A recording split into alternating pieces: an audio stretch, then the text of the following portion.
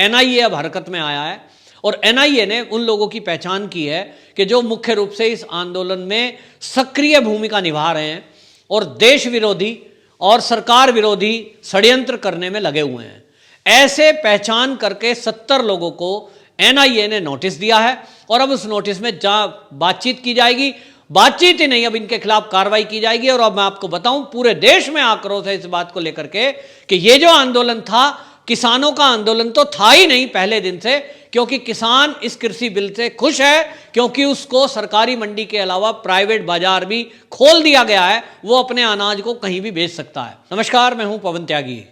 दिल्ली में जो किसान आंदोलन चल रहा है, जब से खालिस्तानी समर्थन उसको मिला हुआ है और खालिस्तानी एंगल जब सामने आया, तो उसको देखते हुए एनआईए एक्टिव हुई है और एनआईए ने एक बड़ी कार्रवाई करते हुए इस खालिस्तानी आंदोलन को कर रहे 70 लोगों को नोटिस जारी किया है और पूछताछ के लिए बुलाया है। जी हाँ, एक बहुत बड़ी कार्रवाई की गई है। और मैं आपको बताऊं कि ये जो आंदोलन है, पहले ही दिन से ऐसा लग रहा था कि इसमें कहीं ना कहीं पीछे से पाकिस्तान का हाथ है, जो कि खालिस्तानी मूवमेंट को फिर से शुरू करना चाहता है।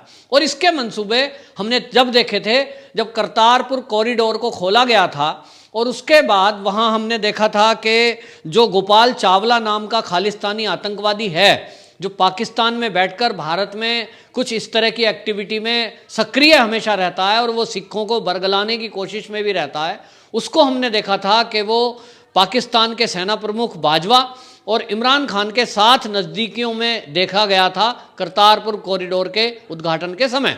उसी से ये शंका पैदा हुई थी कि ये जो सिखों के बीच में एक्टिव है बहुत ज़्यादा, इसका मतलब कुछ ना कुछ मंसूबे पाले हुए हैं। और गुप्तचर विभाग की जो रिपोर्ट आई वो बड़ी चौंकाने वाली थी। उसमें खुलासा हुआ कि ये जो गोपाल चावला है, ये जो भी सिख जत्थे पाकिस्तान में जाते हैं, उस पाकिस्तान में गए हुए जत्थों को वेलकम के नाम पर वहाँ उनसे मित्रता करता है, बातचीत करता है और उनके अंदर जहर भरने का काम करता है, ताकि वो भारत में आके भारत विरोधी गतिविधियों में उनका साथ दें। इसी एक्टिविटी के जानकारी होने के बावजूद केंद्र की नज़र थी। लेकिन अब जब ये आंदोलन चला, किसान के नाम पर जो आंदोलन पंजाब से शुरू हुआ, उसमें शुरुआत में ही खालिस्तानी जिंदाबाद, पाकिस्तान जिंदाबाद के नारे लगाए गए। इस आंदोलन को जब ये दिल्ली पहुंचा है और दिल्ली बॉर्डर पर गया, तो ऐसे वीडियोस हमारे बीच में आए जिसमें ऐसे वो जो निहंग हैं, वो निहंग बोल रहे हैं कि हमारे लिए तो पाकिस्तान का जो प्रधानमंत्री है इमरान खान, वो बढ़िया है और मोदी तो घटिया है। ऐसा भी वीडियो आया जिसमें वो कह रहे हैं कि हम तो मोदी को मारने आए हैं, हम इसकी गर्दन काट देंगे। इस तरह के अपशब्द, इस तरह की आतंकी भाषा ये कोई बोल सकता है तो वो आतंकवादी ही बोल सकता है, देश विरोधी ही बोल सकता है। देश को प्रेम करने वाला, देश के संविधान में विश्वास रखने वाला, देश के कानून को पालन करने वाला कभी भी इस तरह की भाषा नहीं बोल सकता। और जब ये भाषा बोली गई, किसानों के बीच के बॉर्डर पर बैठे हुए किसान आंदोलनकारियों के बीच से बोली गई, तब एक शक पैदा हुआ कि आखिरकार ये जो किसान आंदोलन है, ये तो एमएसपी को लेकर आंदोलन था, ये तो किसान के बिलों को लेकर मुद्दे को आंदोलन था। इसमें मोदी की हत्या, मोदी को गाली, मोदी सरकार के विरुद्ध अभियान चलाना और भाजपा को वोट नहीं देंगे ऐसी कस्में खिलाना, ये कहां से आ गया। और इसीलिए आपको बताऊं कि गुप्तचर विभाग एक्टिव हुआ और गुप्तचर विभाग ने जब अंदर की रिपोर्टिंग की तो पाया कि यहां बिल्कुल खालिस्तानी समर्थक लोग नहीं, खालिस्तानी मूवमेंट को दोबारा से इस देश में शुरू करने की साजिश रची जा रही है।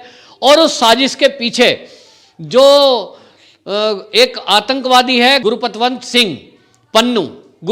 सिंह पन्नू, ये कनाडा में बैठा है और कनाडा में बैठकर इस आंदोलन को चला रहा है। और उसने घोषणा करी थी कि मैं 150 करोड़ रुपया इस आंदोलन को चलाने के लिए दूंगा। जो भी लोग इस आंदोलन में शामिल होंगे, उनके रहने, खाने, ठहरने की सारी व्यवस्था हम करेंगे। और जो ट्रैक्टर ट्रॉली लेकर के आएगा इस आंदोलन में, उसको 10,000 रुपये प्रतिदिन के हिसाब से हम उसको किराया देंगे।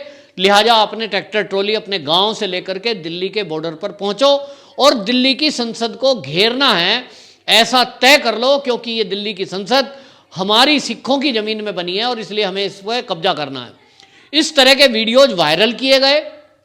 बाकायदा ये वीडियो वायरल करके गांव-गांव में पंजाब में प्रचार किया गया।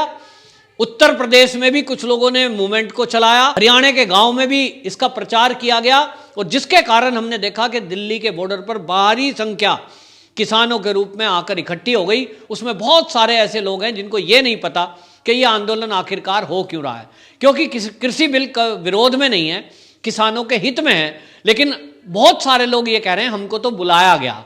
कुछ लोग पैसे के लालच में आ गए, कुछ लोग ट्रैक्टर ट्रॉली लेकर इसलिए आ गए कि वो 10,000 रुपये रोज किराया मिलेगा। कुछ लोग इस आंदोलन में इसलिए आए कि उनकी मसाज की मशीन, पिज़्ज़े की मशीन, बहुत बढ़िया लजीज व्यंजन, कई तरह की मालिश का प्रबंध, फ्री में सैलून और विदेशी टेंट, विदेशी गद्दे लेटने के लिए मिल रहे हैं। उसके साथ साथ शाम को पीने के लिए फ्री दारू मिल रही है और इसलिए लोग कह रहे हैं हमें तो फ्री खाना पीना मिल रहा है, घर में भी वहां लेट ही रहे थे, यहां पैसे भी मिल रहे हैं। और इसलिए हमने देखा कि वो भीड़ बढ़ती गई।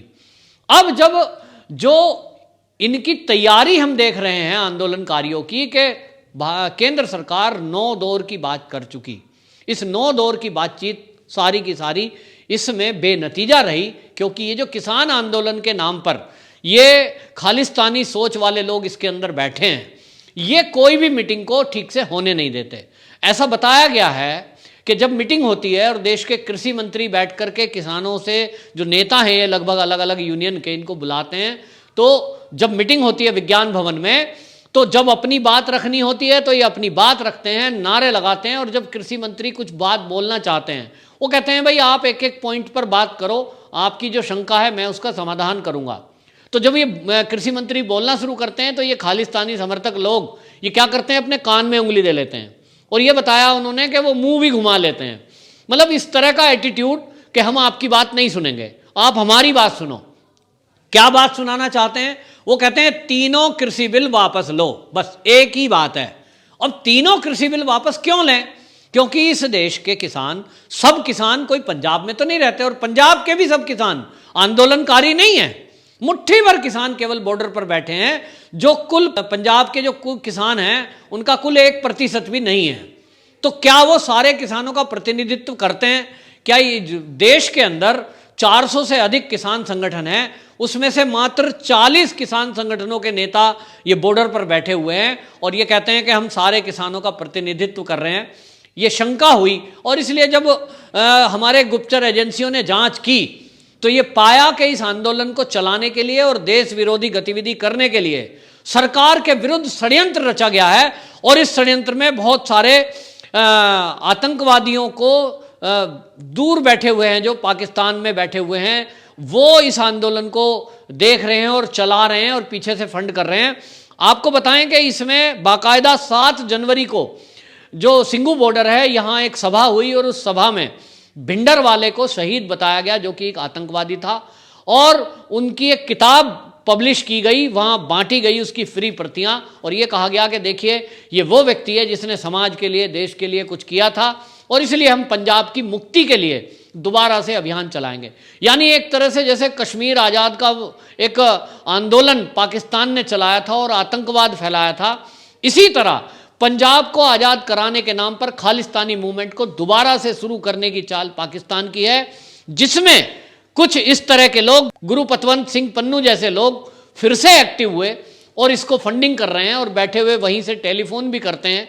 और आपको बताएं जब ये चीज़ें आई तो धमका भी रहे हैं और उस धमकी में हम देखेंगे जो सुप्रीम कोर्ट ने 4 लोगों की समिति बनाई थी कि आप बात करिए किसानों से और हमें रिपोर्ट सबमिट करिए, उसमें भी एक सदस्य को धमकाकर विड्रॉल कराने के लिए जोर दबाव दिया गया, जिसके कारण उन्होंने विड्रॉल कर लिया।